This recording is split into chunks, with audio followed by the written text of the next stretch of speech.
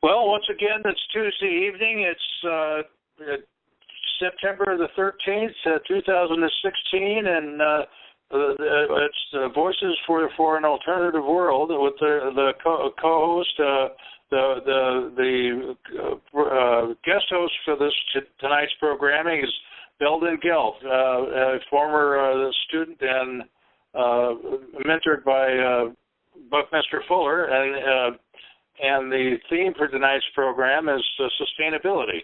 And Sonny, my co-host, and I are going to join him in a lively discussion about community design. Once again, Sonny, do you want to make the reference so that people can access the recording? Yes, thanks, Dale. Tonight, I'll invoke the law of one, and then we'll get on our way. The law of one. Okay. We are all one. When one is harmed, all are harmed. When one is helped, all are helped. Therefore, in the name of who I am, and I am one with all there is, I ask that only the highest good happen. So it is, so be it, and thanks that it is done. Amen.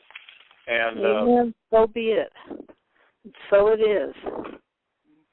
Okay, well, this should be a very interesting show tonight, and I just want to say that this is reference number 497 pounds, so if anyone wants to access it later, that this is the number to enter in, and now I'll read off the replay number, 641-715-3813, and the same access code 883 guest access 883267 pound. So it's been an interesting time, and we've been hearing a lot from the other Diamond shows about what's going on with the developments in Ojai here in California, and there's this new source network that is fast coming, just growing and growing, and the one of the very first leaders of its name is Doran. He has been on the other Diamond shows. He was on last night's Monday Diamond show, and so I would encourage people to listen to that. It's 496 pound, and in fact, Elizabeth is going to be traveling there and probably moving there. Elizabeth Diamond, our founder, the founder of the Diamond Network. So there's a lot going on, and there's an eclipse this Friday, and getting some good conversations and communications going on about the music part of the show. Actually, the best way to do that is with landlines, and that's what I had a good talk with Merle Fankhauser the other day, and we tested things out and came to the conclusion that we've got to use a landline for the music. Or there could be other ways we can do it, but that's how it, next week's music show we will probably do via a landline. So our guest host tonight, Beldon Gelff, who I've known for 45 years or so. So, okay, Beldon. Well, I'd like to start out, the theme of this show is related to architecture and community and city planning. And there's some interesting things happening in the architectural world. However, I'd like to begin by giving a little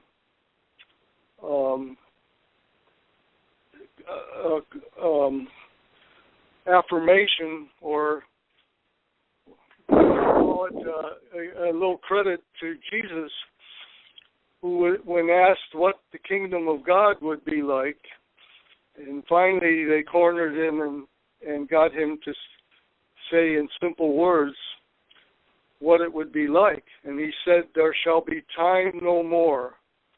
Now, if you can extrapolate that statement into the world, just imagine all people serving on a timeless basis where they don't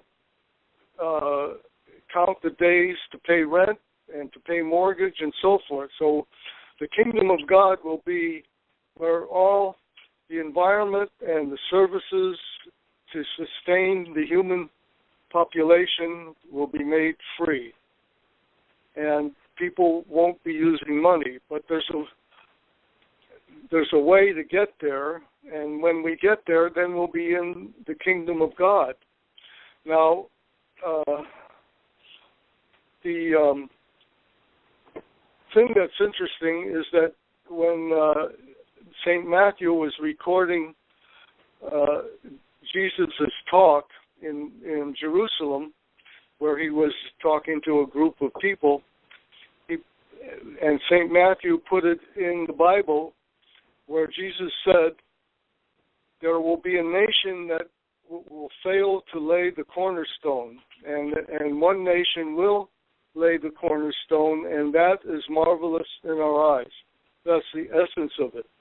Well, the nation that laid the cornerstone was the Soviet Union, or socialism, and they printed their own money, and they had no usury profit put on it. It was all just cash flow.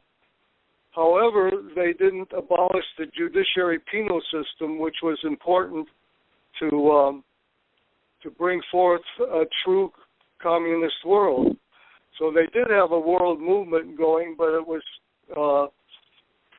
was negated by the capitalist world, who brought the God's army up against them from Germany when Hitler broke the pact with the Soviet Union, Stalin, and invaded the Soviet Union and was turned back. He never made it, and the socialists advanced and divided the world between capitalism and communism, or socialism, that hadn't achieved true communism. So that's a little bit of the planetary background. You can read more about it. But incidentally, Jesus' reincarnation was Lenin, and he was that entity was crucified. And it's kind of humorous when you see the situation, what people do. Anyway, that entity was crucified and brought forth the experience of eternal life by the resurrection, where he appeared after being pronounced dead and put into a cavern. Well, that was a great miracle, and the Christians celebrate that, and that's something everyone knows about pretty much. And so anyway, when that entity reincarnated in the Soviet Union into a brilliant teacher called Lenin, they not only they really achieved throwing the money changers out of their nation. And for 73 years, they had no debt or usury. They printed their own money, and it was the first time that the workers had a nation, a complete nation. And all the things that happened came down as the karma of people because they didn't talk about and demonstrate building God's kingdom, or the kingdom of God, or the what's another name for it, Sonny? Intentional communities. Yeah. No, anyway, it's referred to as heaven on earth, the kingdom of God, KOG. Yeah, the WASPy says the progression is from feudalisms to monarchies to republics, and then fraternities, which is essentially, the Jehovah's kingdom on earth. Yeah, so anyway, that's a little background into empowering the people to establish the remodeling of all the cities and ending and transforming the slums and fitting into what they were talking about on the radio. The architects and planners were talking about, rather than going in and tearing out whole sections of the city and redeveloping them from scratch, if they would see opportunities on how to make smaller projects that are sustainable to the commerce of the people and the needs that people have, and create an aesthetic that they could never do by wiping the slate clean and building large complexes under usury money, which leads to a form of bankruptcy, you might say. Yeah, it's barbaric debt frenzy that's brought about by absolute supremacy of rule of law, and so this is one of the things we're working on in Long Beach, is to have the financial devices or mechanisms in place so people can stay in their homes and it can be sorted out without decapitating the host. Yeah, right. So anyhow, so what planners are talking about is a more diverse system to balance out the evils of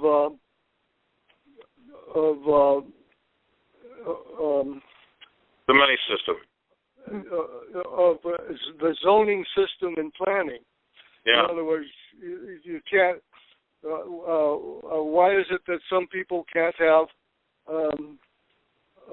mixed commerce with living, so forth, and have services within the city where everything, the measure of man's motion is based on automobiles, and that is unsustainable to use all that fuel and SUVs to go shopping for a couple dozen eggs and a loaf of bread and whatever.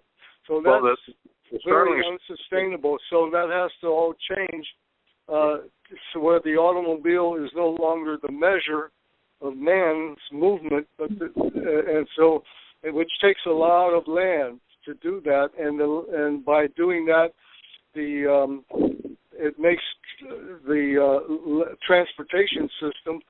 It has to be secular in private automobiles rather than being set up with buses and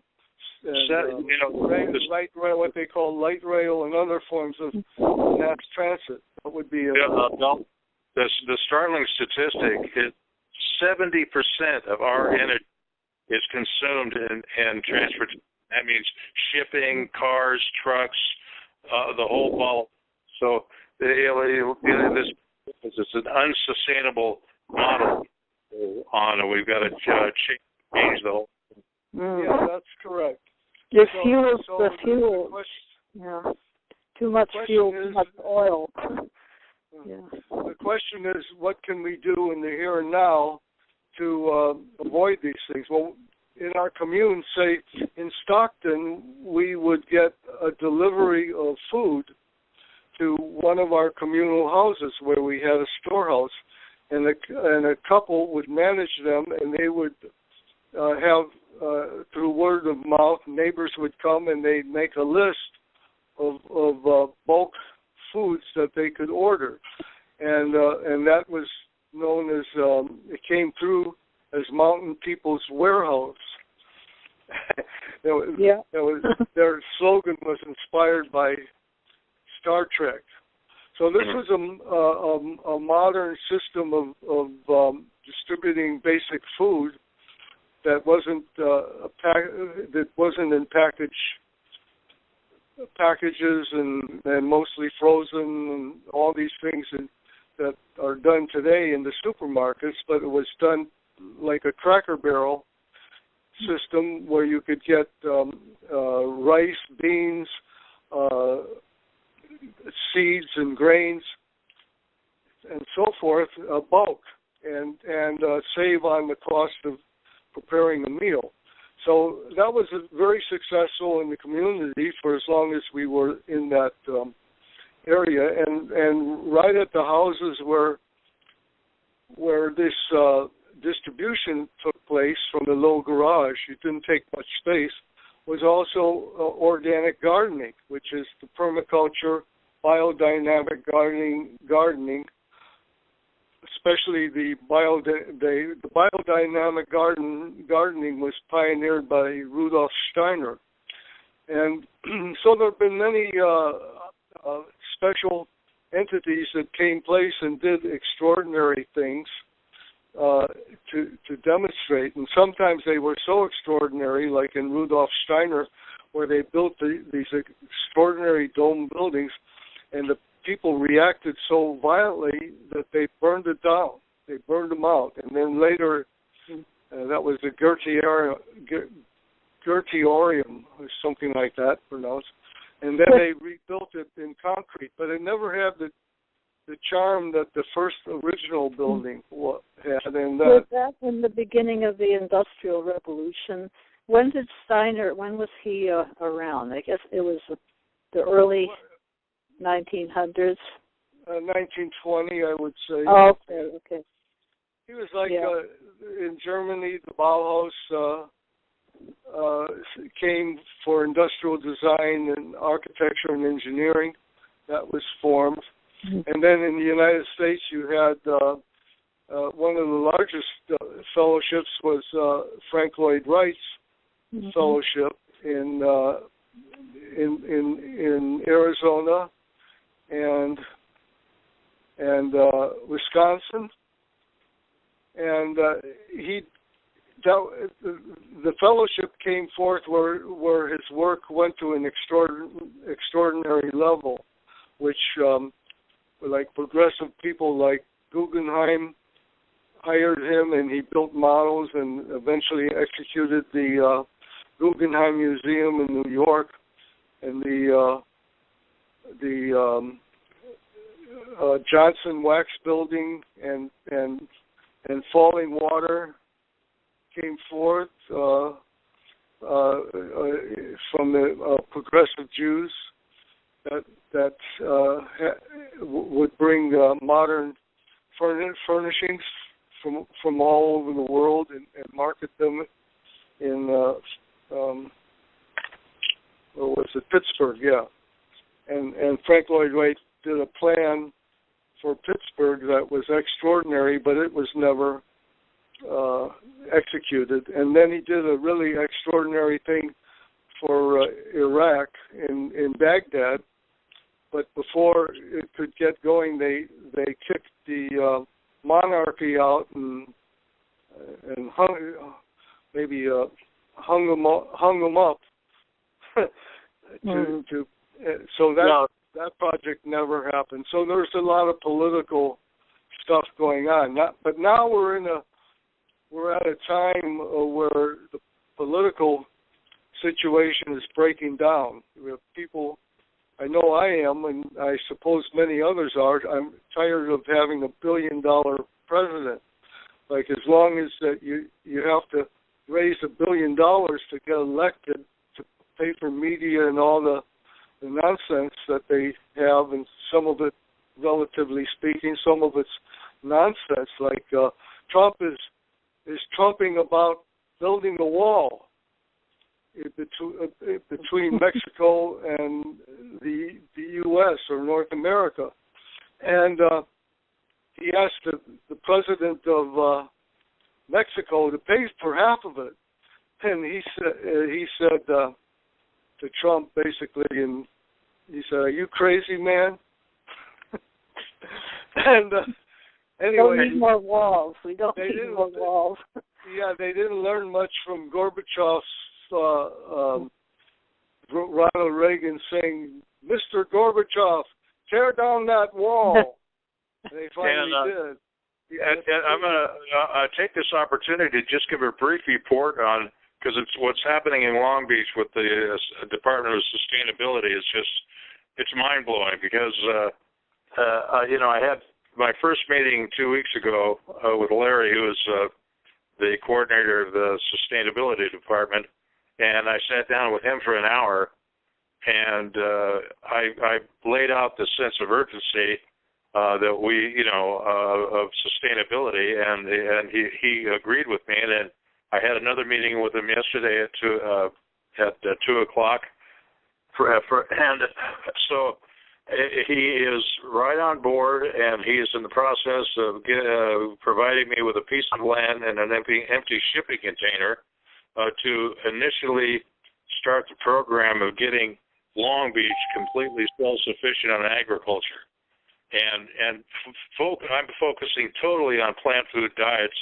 I have no interest in developing any animal foods at all. And this is a very... Go to Sebastopol. There's a permaculture project that's worthwhile visiting there.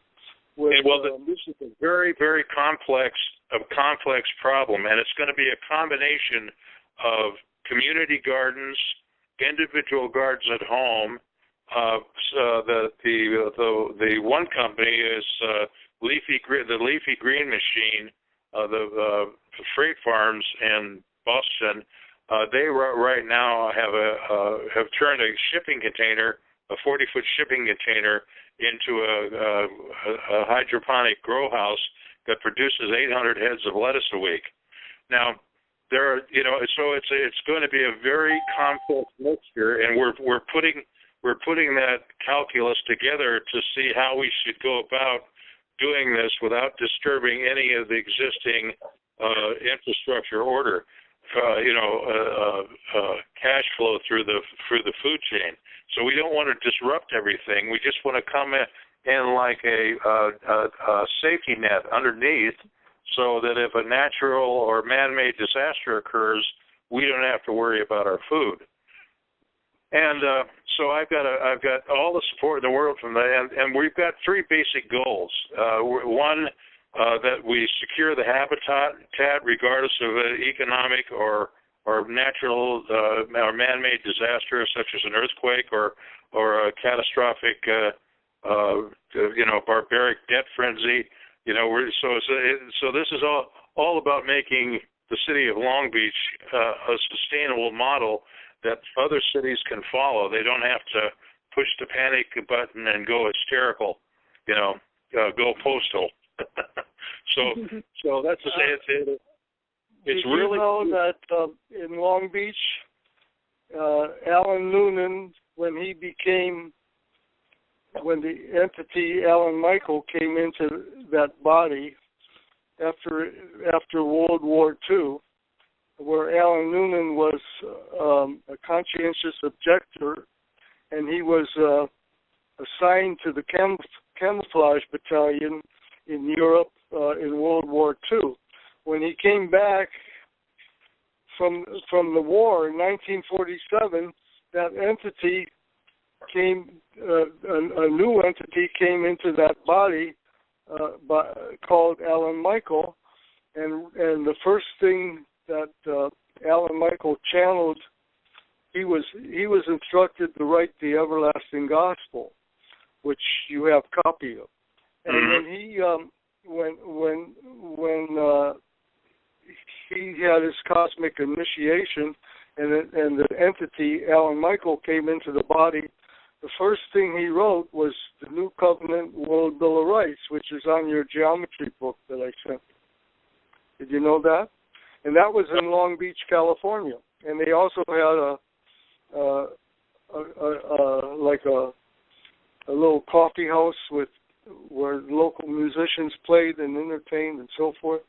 And, it's really profound because the thing that's really unique about Long Beach is it's got an airport, it's got a world-class airport, a world-class port, and it's got a technology center. Boeing actually has two Titan submarines and a launch pad, and they take that thing out to the equator and launch a satellite, communication satellites, and and the fella that I can't think of his name, but he's that kid who's building these electric cars.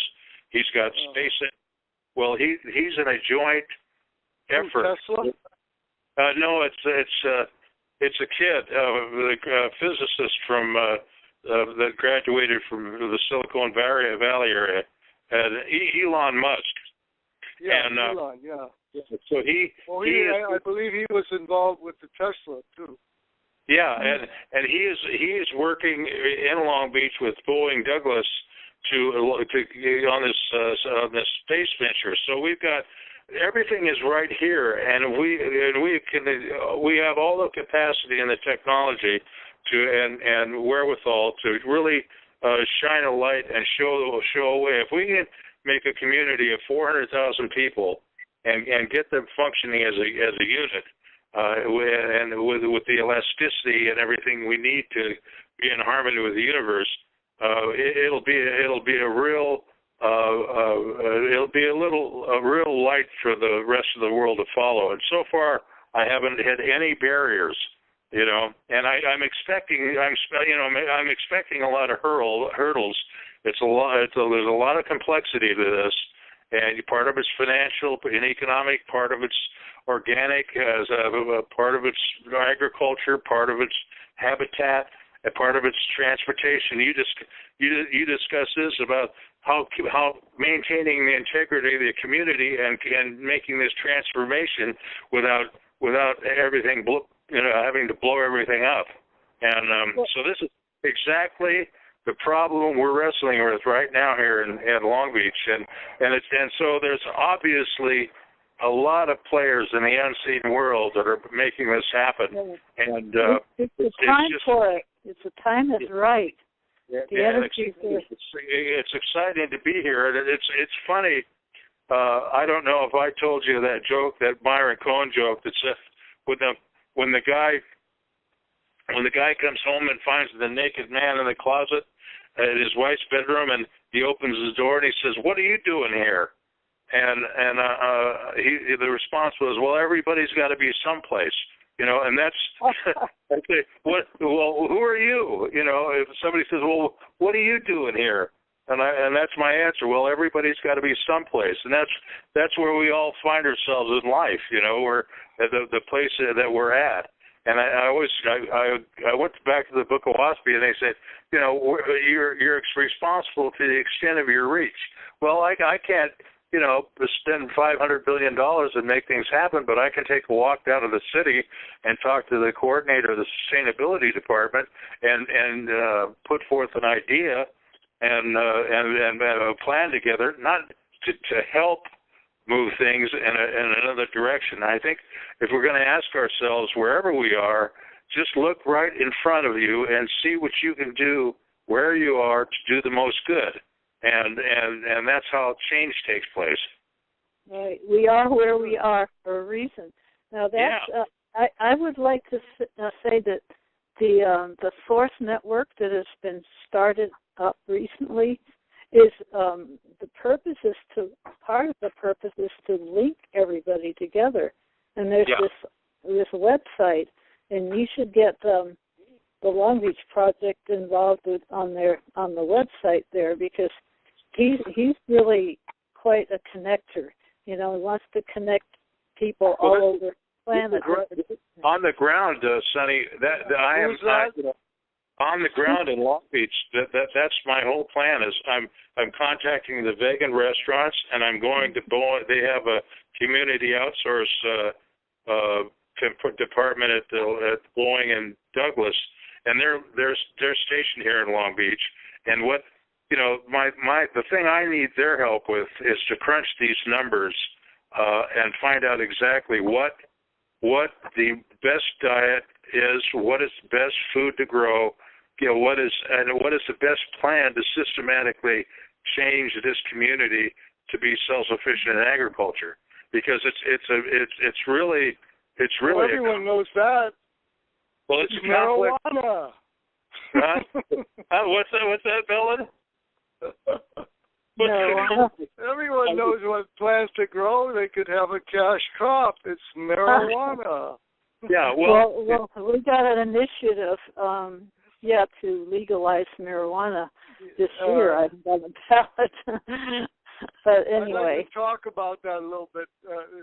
That's why potions were given, to open up the consciousness to receive this intelligence that the universal mind can broadcast.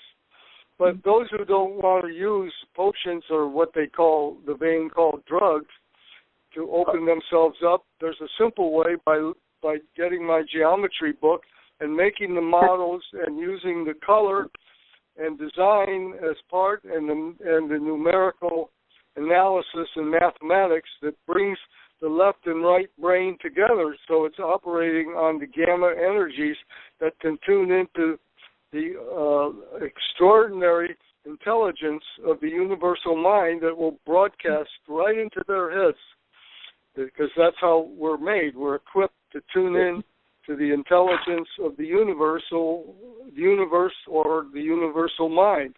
That's the grand order of Deuteronomy, which is a synonym for God.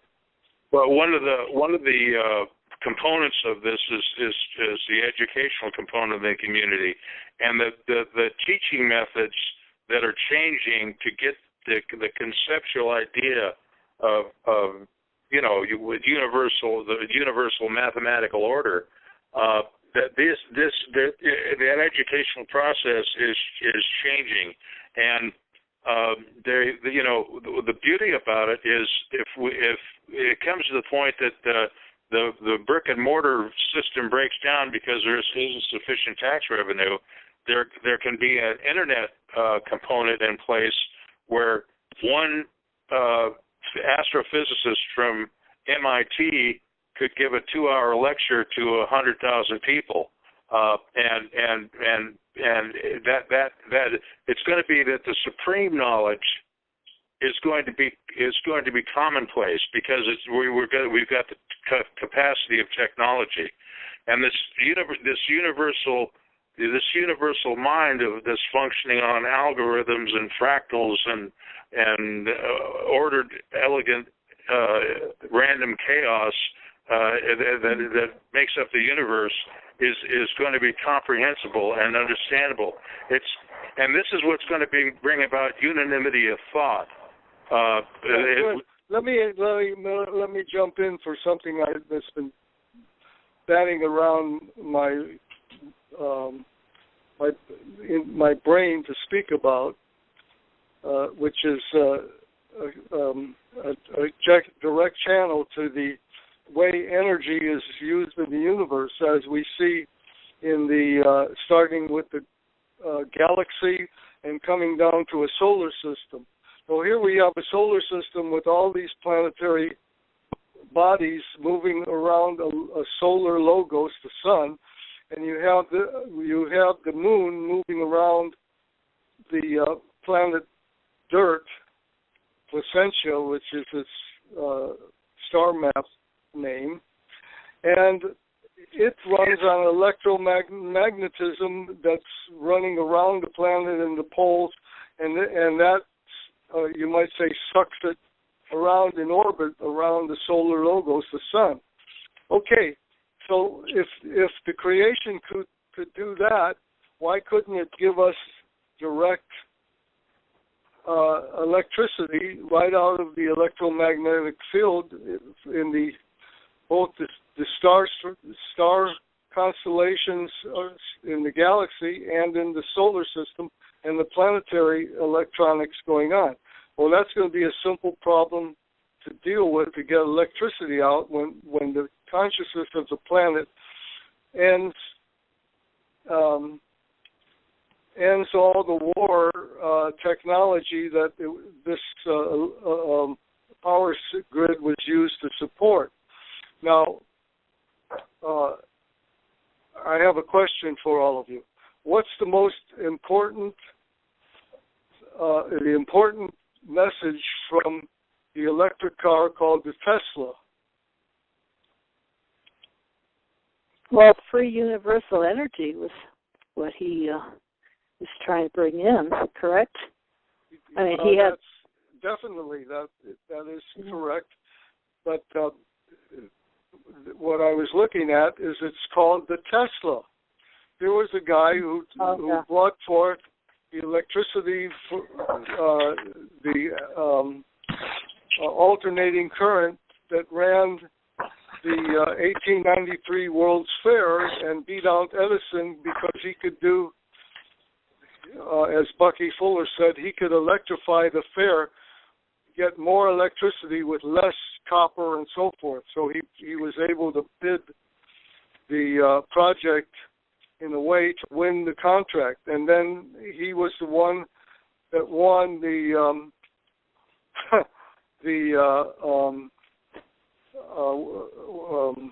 Niagara Falls power system that lit up New York. So these were important progresses, and then Tesla kept going behind, and George Westinghouse said, well, we just spent several $1 billion to develop the generators and so forth at Niagara Falls, and now you say you can improve on that and make that obsolete? So that was going on, and the final death struck Tesla's operation, where they repossessed his experimental tower on the East Coast, was J.P. Morgan, who was the financial support. When he learned he couldn't meter the electricity, he blew Tesla off, and Tesla was in a quandary, and they repossessed the whole system and blew up the tower that he had built with the Sanford White, the great architect. That was one of his great projects, the Tesla Tower. Anyhow, these things are history, and it's good to know them to avoid the pitfalls of the future, because you're still talking about the Koch brothers who are bad-mouthing global scientists who talk about global warming, which is a fact, coming from the use of all this fossil fuels, which is unnecessary if you go to a higher system. And that system is with oil and coal is entropic. It means it operates by destroying material, burning it. And what we need is to talk about syntropic. Even nuclear power is entropic, and but a generator operating on a water wheel would be entropic. And that sucks in the electricity out of space.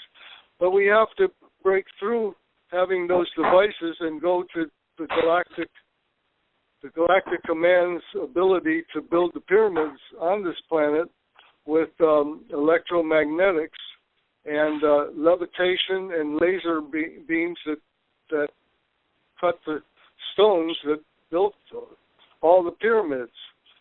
But they teach in the school, well, all these pyramids were made by Jewish slaves who rolled them up a ramp and put them in place. If that were the case, they wouldn't even be on the first level today, a few thousand years later.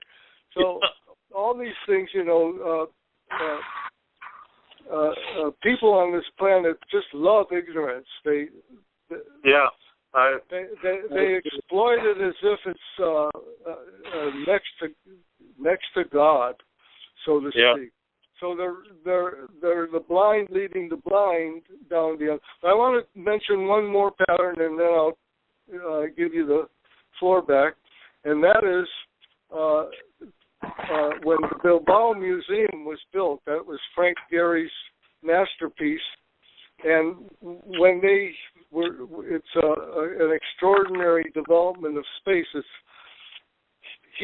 Frank Gehry's group, he got a piece of titanium instead of stainless steel, and he liked it so much he wanted to clad the Bilbao Museum in titanium.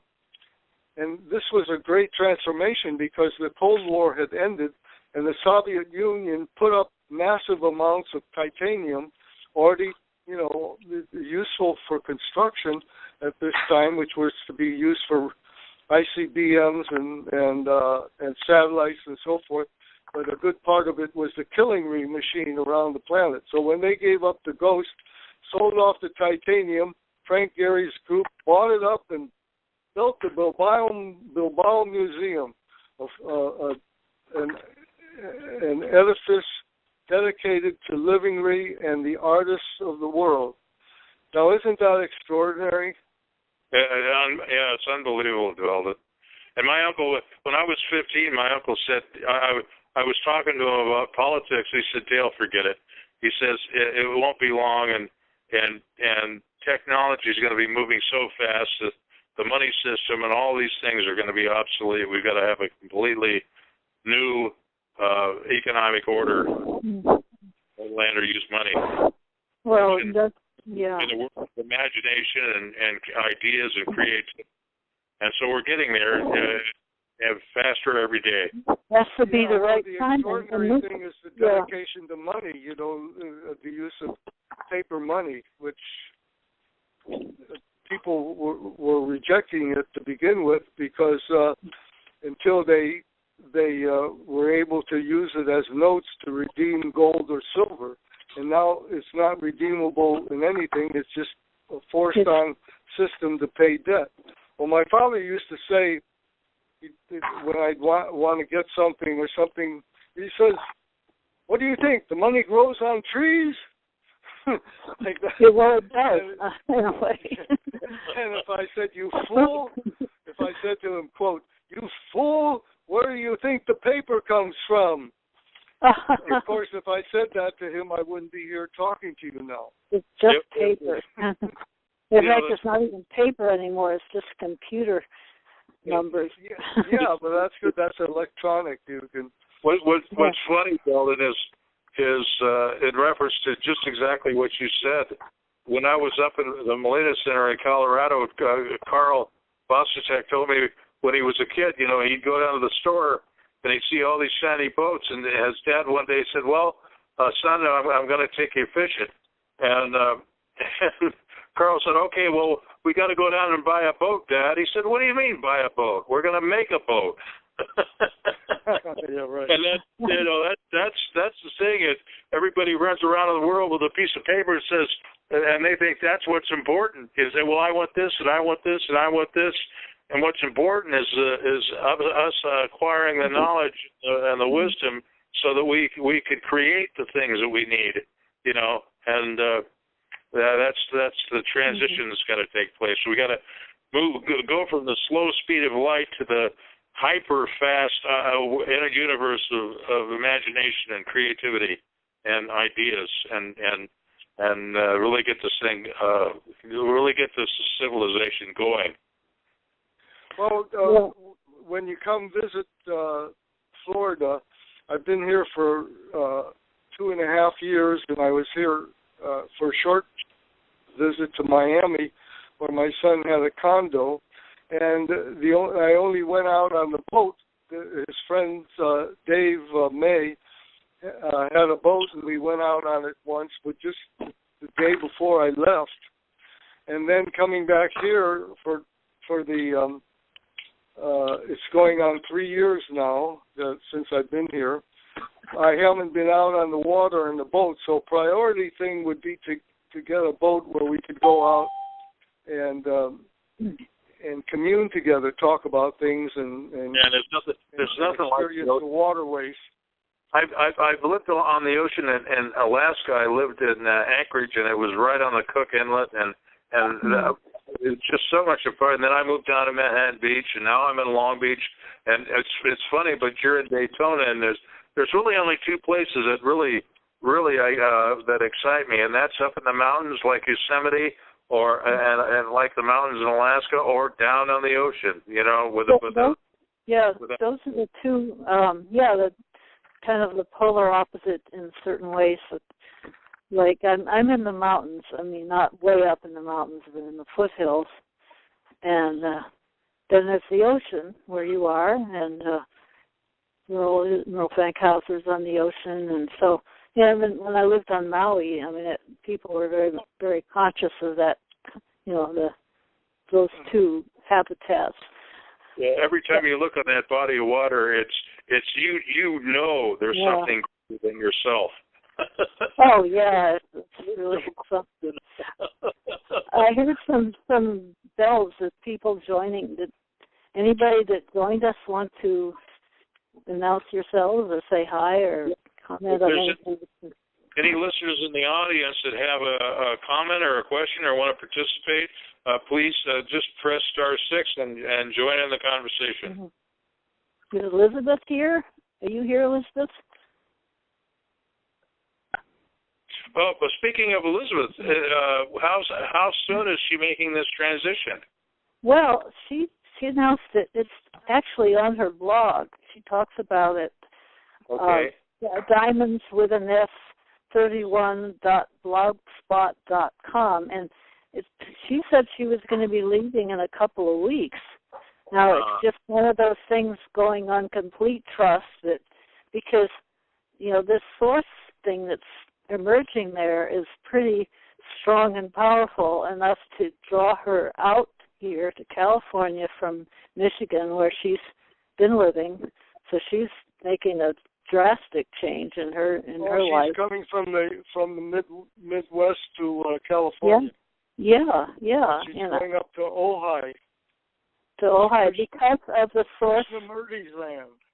Yeah, it's because of the source. This community that's arising there, and that's what she's so inspired by that brought her in. And this Doran Kutash, I think his last name is. I've got the website open right now, but he's talks about so many of the things that you've been talking about tonight, and sustainability and finding how housing without the use of money, and living without money, and just living as a community, and all this sustainability. And they're doing they're having festivals with lots of conscious musicians and people that are speaking, and so they're starting this whole it's got all this joy and celebration connected with it, as well as it's just working working under inspiration to create these things. So this is what the Diamond Network is moving into. Like Elizabeth has been kind of unsettled, and she's moved around several times in the past year, just basically in that area. But this has got her so inspired that she's coming out here to live, and it's so, really everything is linked up. We need to all link up. Well, what's really ironic is, I grew up in Alaska, and Dad was in the Pacific Northwest Construction Company, and his close friend and buddy, Dad was an accountant. Herb Mitchell he ran the job, and the thing of it is, his son Herbie, who's a general contractor in Ojai, I've known him my whole life. And it's funny that, and I've been thinking about going and paying him a visit. So now I've got more of a reason to take a trip to Ojai. Well, I mentioned on the Monday show that you lived in Long Beach, and that probably wasn't too far from Ojai, and and Elizabeth wasn't fully aware that that's where you lived. So it's like all this linking up is taking place, and Merle Fankhauser, he's been there quite a bit himself. He's had musician friends that live there, and because I told him about what's been going on, and so he's, not too far from there either. He's in the Central Coast. So I really like seeing all this linking up taking place, because all these people, all of us, have a lot, just so much resource, so much to offer. One of the things I've been working on is to get the linkage in the of all the vegan societies, so that we start to get to a critical mass where we can walk in unison and accomplish things in a systematic fashion. And it's just like when the colonies were brought together, the men, and you've mentioned it, Beldon, many times. Men of goodwill come together and build the kingdom of God, and that's basically the organization that we need to group. We get that group that wants to create a better world and work together in a systematic way to do it. That actually, Peter Arches and I have discussed this. It deconstructs the existing world while we're constructing the other one. That it doesn't have to be an explosion. It can be a systematic process of the mother, the mother giving birth to the child, and so all of the things, good and bad, that are in the existing world are giving birth to a new one, and so we have to give, we have to work with the mother, Oh, right on. Mother Earth. Yes, and the mother system that is going to make it possible for us to transition into the new world. Take all the good things that exist in this world that exists and bring it forward, and leave the rest behind. So, Dale, I have an assignment for you. Oh boy. Aha! It all comes down to doing some work, huh, boss? Go ahead, Beldon. Well, you'll understand when I mention what it is. But I sent you a package. Yes, you did. Of component pieces and so forth. Every component piece that I sent you was a combination of transmission gasket packaging and the laser paper. Okay. It's sort of a two-front thing. See if you can find out who distributes that laser paper and get some. And if you find it, send me some. Okay, I will. And then go to some of the transmission shops and Okay. take your little model and say, hey, could you save the packaging and start collecting it? You can get it if you get 2 or 3 inches, a pile of that paper or cardboard out of the transmission packaging. We'll be able to make large models and get a group together. That's what we did in our commune in San Francisco.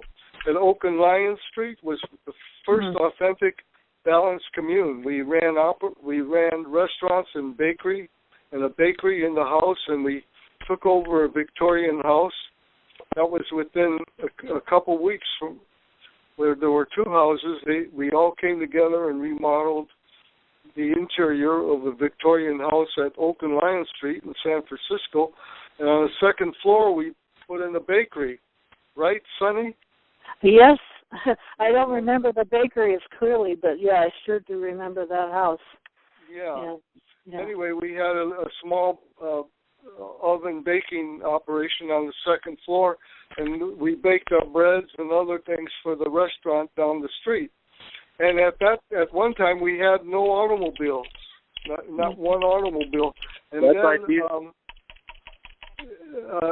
a guy came that we met, and he was into the techno. He was a technocrat. And he was in Southern California, and he invited a couple of us to fly down there and pick up a truck, an international cab, extended cab vehicle, which we did, and for a long while that was the only vehicle we had in San Francisco. And then there were other people who would come with their campers, and we go out on happenings, go to the parks and different places. Well, we had that bus. We had that bus that had all the flowers painted on it and everything. On the bus. Remember yeah, that? Alan Michael gave me $600 and said, go to Los Angeles and find us a bus. Mm-hmm. So I did. I went to Los Angeles and I bought a 48 Ford bus. Wow. And I drove it. I drove, and then I went and I bought 100 pounds of brown rice, and it was in the truck. And I went around Sherman Oaks, where my brother and my nephews lived, and I distributed brown rice to people around there that I met. And one family, one woman said I was. Alice B. Tokless. Wow. So she identified me with Alice B. Tokless, the movie with what's his name? Arlo Guthrie. Pardon me? Was Arlo Guthrie in that movie? No, that was. Anyway, he was a guy who did all kinds of roles. He was really a brilliant actor. He's a sort of an Alec Guinness type. Mm. Anyway, that was a lot of fun. So getting back to starting a commune, I don't know if you remember, Sonny, but on Friday nights I used to get people together and we'd make the hex-pent geodesic, which I made a template for, and we'd decorate them and so forth, and then they'd get hung up in the around in different rooms with the children, and then also we had two big ones in the meditation room. I remember the lampshades, yeah. And they were given a name by the narc who busted the commune and took Alan Michael off to jail to break up the communal movement. And in his report, I read it in his report, and in the living room, which they call a meditation room, there's two psychedelic balls hanging there. Oh God, yeah. Yeah. Well, that was part of the room. Yeah, I mean, it was very colorful, and I think I remember the carpet was patchwork carpet. The carpet samples.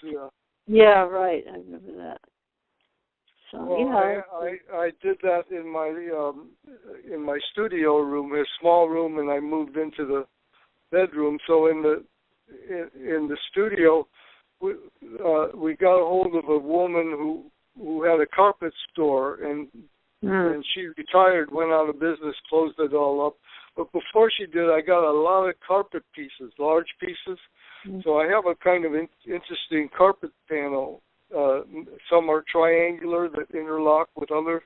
I have it's really comfortable, and it's perfect for a studio.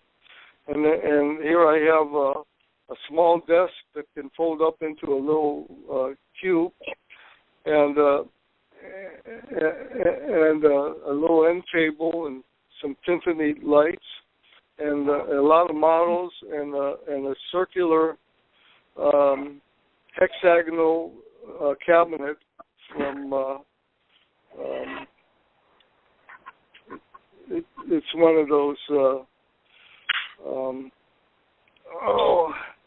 it's a hexagonal cabinet with a laminate, plastic laminate top as a circle, and this was all done by. I bought a whole bunch of. I have a whole bedroom set that I paid. It's all hardwood and stuff, and let's see, and I got this whole set for under $200. Lane furniture, that's what it is. Wow. Ever hear of Lane furniture? It's somewhere in my travels, I can remember the name. The name comes to mind. But I can't picture the exact style of cabinetry. Well, it's it's kind of has a Swedish or Danish feel to it, and it's plywood faced with walnut with the long oval inserted pulls on it where you reach in and pull it out, and so it's all hardwood, oak and walnut, and on the end it has like pilaster posts that go down, and that's where the doors come out. It's quite a handsome piece. So I got a horizontal piece and with 6 drawers, and a vertical piece with wide drawers, 5 drawers high, and the one I just described, the circular laminate with the hexagonal frame, all that for like $175, something like that. And, you know, I was Habitat for Humanity. That's, folks, that's our little commercial now. Folks, if you want to find some buys and get some, go to Habitat for Humanity's Restore and check it out. Maybe you'll find a cool bargain like I did. Hey, it sounds good. And you know, one thing, when you mention the patterns and geometrical shapes that are interchangeable between furniture and architecture, you know, like you wear a set of clothes like you wear a building or wear furniture. You know, there's some geometric shapes and patterns that are consistent, and it's like the design of the universe. It carries through in that same kind of symmetry carries through even to the cellular biological. It does. Absolutely, yeah. That's what makes it so extraordinary, because it's replicating the patterns of life. Basic. You know, you look at a piece of furniture and you don't know why it pleases your eye. But then as you study all the other aspects of the world around you, you see that same symmetry. You know, you can say, gee, that's really beautiful, you know. And one shape that really blows my mind is just the simplicity of the design of an egg, you know, or the architecture of an egg, and you know, its characteristics, and like the geodesic designs from Buckminster Fuller, it's the same symmetry, the same beauty, the same simplicity, you know. Did you know that they've made geodesics that are oval-like? Elliptical. They've made elliptical geodesics, which has regular geodesics. All the lengths and stuff are in repetition to one another, but the elliptical geodesics, it changes, so you can't use. You can only use the same member on relative exact coordinates going around the axis, the 2 axes that you can draw through it. And those quadrants, if you divide it into like 4 sections, then one member would be reproducible in the corresponding quadrant. If you're following, I hope this doesn't sound too convoluted to the audience. But anyway, you get a repetition relative to the same place, going around the 4 quadrants that you could divide the structure into. And this, you know, it's the elasticity. It's the elasticity of these shapes, the elasticity of these triangles that can create this randomness, you know, and still maintain the symmetry and connectivity, you know, and structure.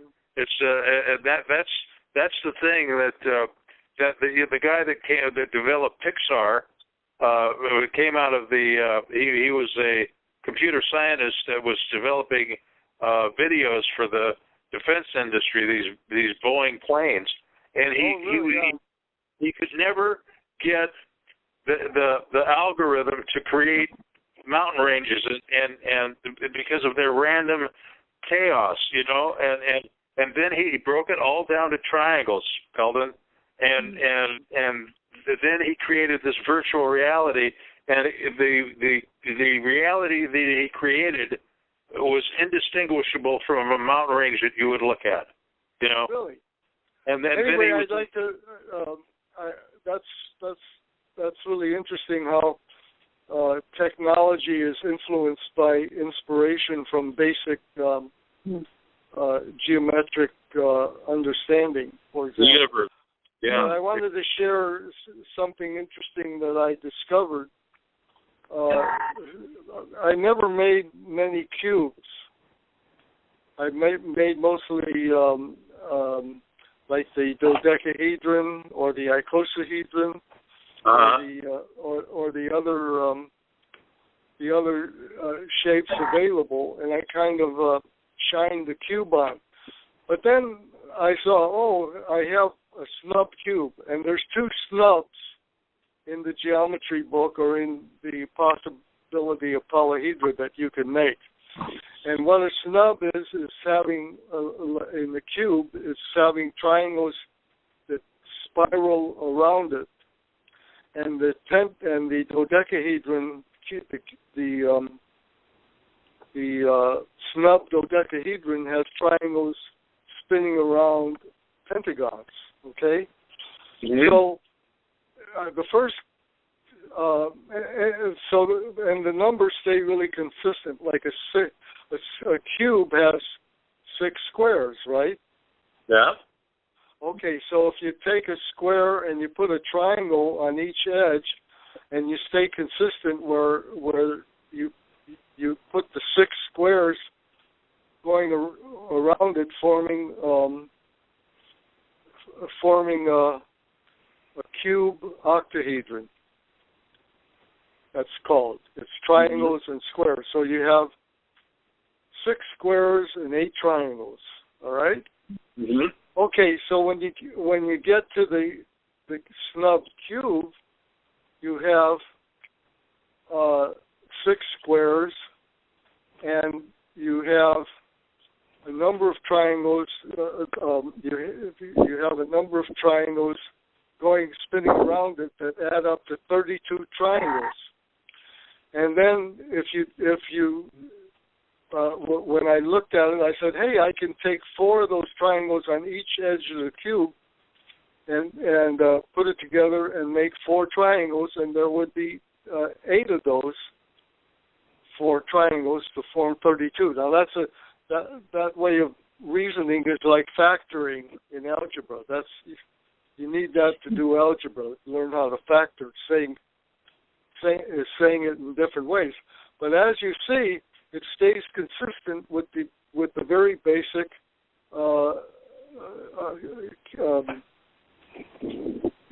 cube octahedron, and that has 8 triangles, like in an octahedron, and it has 6 squares. So here again, when you get to the snub cube, you have 8 is still constant in it, but it's 4 times 8, 32. Then if you apply Euler's formula to it, that the sum of the faces plus the sum of the vertices equals the sum of the edges plus 2,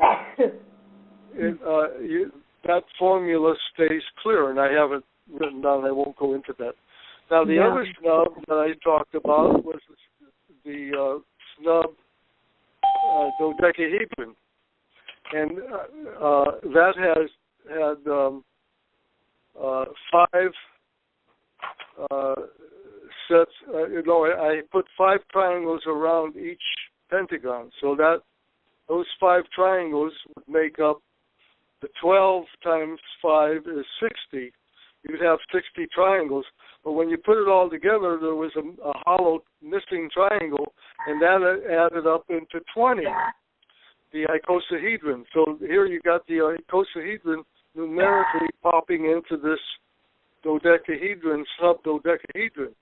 So all these numbers, you start to play with them, and you have the visual models. It leads you to extraordinary abilities to perceive the pattern and the logical pattern between it. So then, getting back to the snub cube, I found that I took out, instead of having 32 triangles, I combined 4 of them into one template, like I sent you. And so the 4 triangles became one of the 8, and I could put it together and avoid putting 4 separate triangles together to go around the squares. And then I looked at the stub dodecahedron, and I said, I could do the same thing with that. So I made one with 20 triangles, having 4 in each one, with the same template as I used at the snub cube. So that became 20 of those 4 triangles, which is 80 triangles altogether. That gives you an idea. To make the snub dodecahedron with separate triangles took a long time, but by making it with the combined triangles, that made it really simple. It cut like about 30%, approximately 30% of the construction work in it. And then around each pentagon, the combination of 4 triangles spirals. So it has this unique spiral quality to it. And when you put that laser paper on it and combine and do colors in different ways, you can get extraordinary visual results. So that's the idea of the geometry opening up the brain cells to operate in synchronicity to access the universal mind.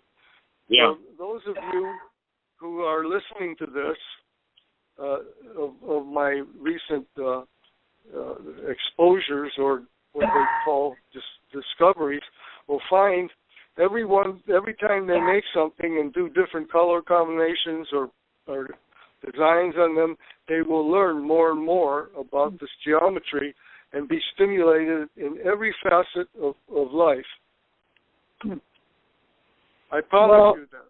You would be check it out. very good to have a visual to go along with your description. I was just thinking we need to progress into a visual presentation, so you can, as Beldon's explaining these things, he can have the models in front of us to give us a better comprehension. Then it would really be, because we can't have that right now unless there was a website that we could direct people. Let's see this. I'm going to throw something in mental causation and see how long it takes for it to manifest.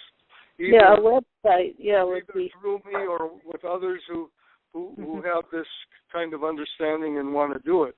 And that is the movie called Dome Builders.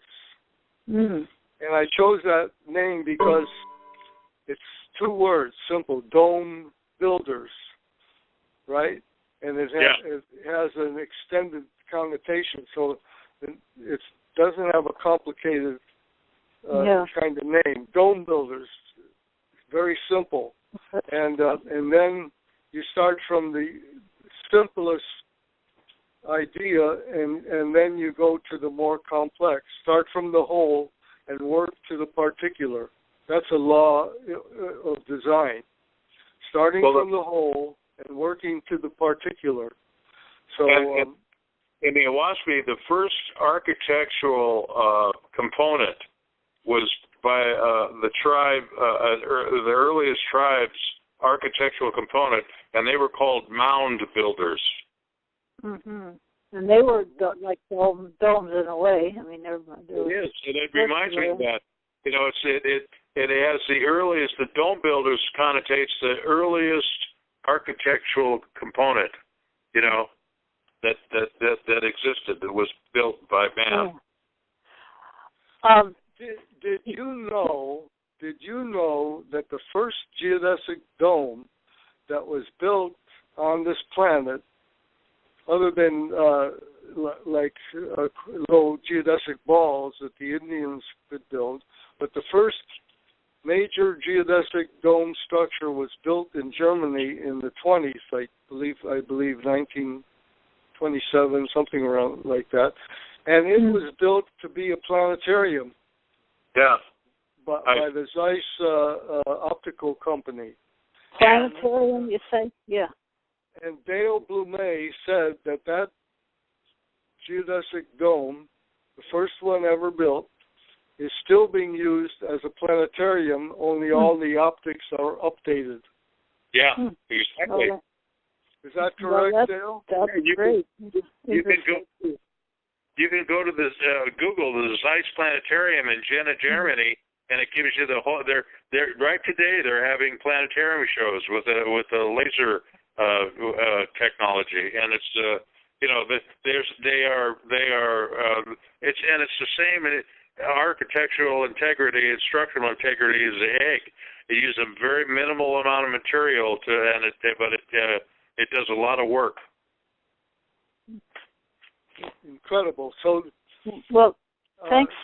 That would be in our movie Dome Builders. Okay. Yeah. Any of the listeners or the network hears about Dome Builders, you're welcome to come visit me in Daytona Beach and at our two houses where we can accommodate a certain amount of people, and to do dome building seminars and to set up the system to make a movie called Dome Builders. Well, we've got people listening. We got people listening involved from all over the country and even other parts of the world.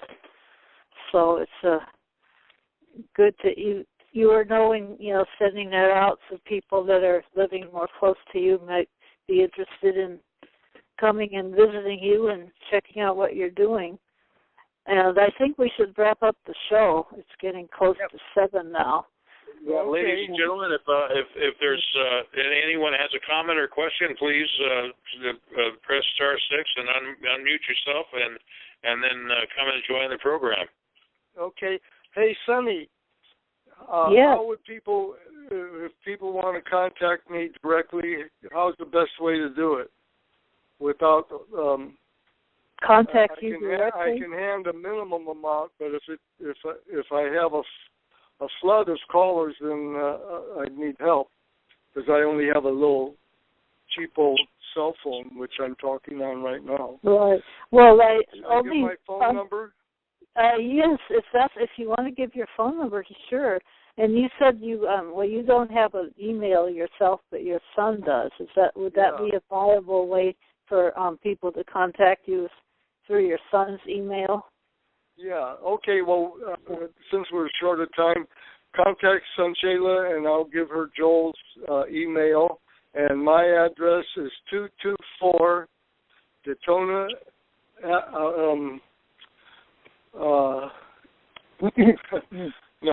Daytona Beach, and it's 224. Wait a minute. 123 DeMott, where I'm here, and it's also 224 Daytona Avenue. But 123 DeMott, DEMOTTE 321118, Daytona Beach is where I'll get any mail directly. And then Sonny will give you Joel's email when I call her to give it. You don't have it now, do you, Sonny? I'm going to see if it's in my address book here on my email. Let me see. Okay, well, call me or I'll call you and give it you to you. You did give it to me. Sir, I know it. Can you give out your phone number? Give us your phone number. Yes, my phone number? 831-747-7252. And who's that requesting it? Hello? This is Candy, a friend of... Hello, Candy. Yeah, Candy, I thought I recognized your voice. Good.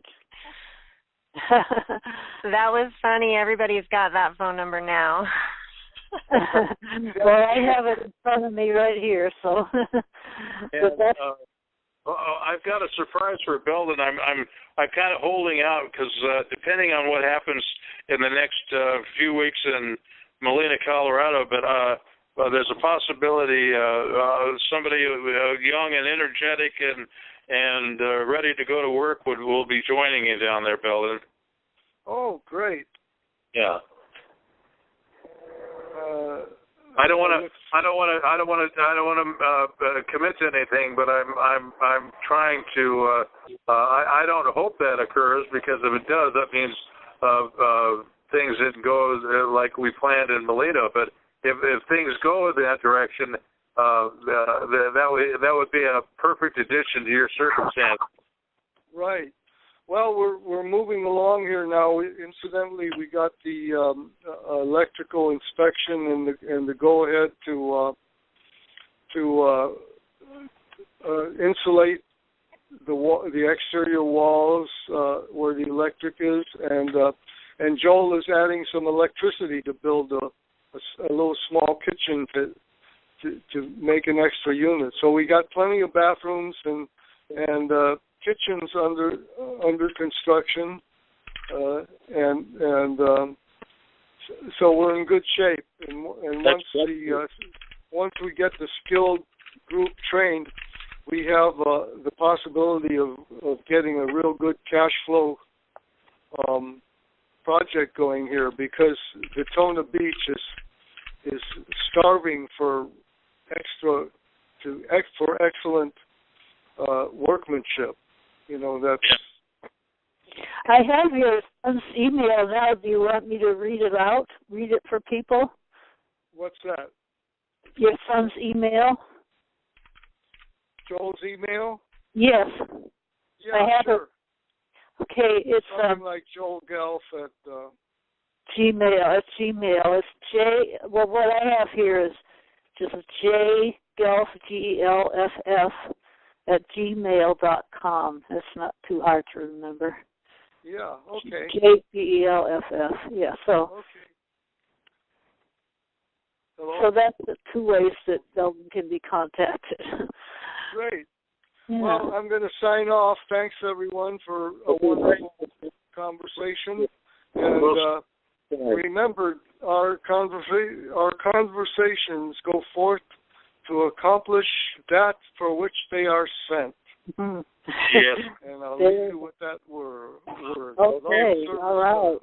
Well, it's all going out there. Much good communication these days is taking place. So thanks for being with us once again, and we'll all be in touch. And next month you'll be back. Okay. Good evening, everyone. Yes. Good evening. Thank you all, everybody that's on here, and we'll be talking to you and see you on the higher frequencies that are all coming through. So good night, everyone. Thank you. Sanchela, I want to talk with you before after the program's ended. Is it ended? Very, very briefly, because I've got things I've got to get with right now. It's a very brief message. And Dale, thank you. You're welcome, sir. And I'm going to be on a mission to get that laser paper for you. Great. I'd love that. I had some references to it, but nothing panned out. The phone numbers or addresses didn't connect up with anything. I'll get on it for you.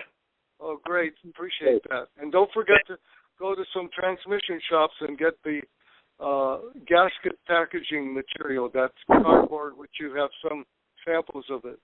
Okay. I will. Sonny? Yes, we haven't closed the show yet, have we? Oh, yeah. Yeah. I'm gonna stop the recording. You're gonna do that, Dale?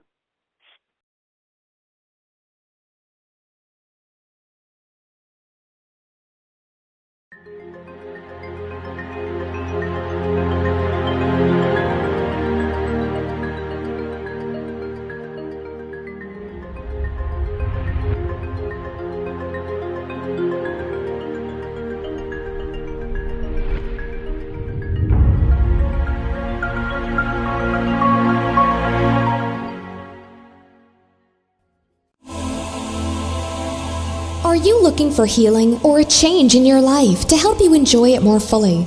You might benefit from a galactic energy reading and clearing from Chris Jacobs. Chris will work with you on a soul level to clear unseen negative influences, implants, programs, contracts, and energetic blocks. Chris Jacobs is a gifted energy healer. Contact him today at ChristopherStephenJacobs@gmail.com.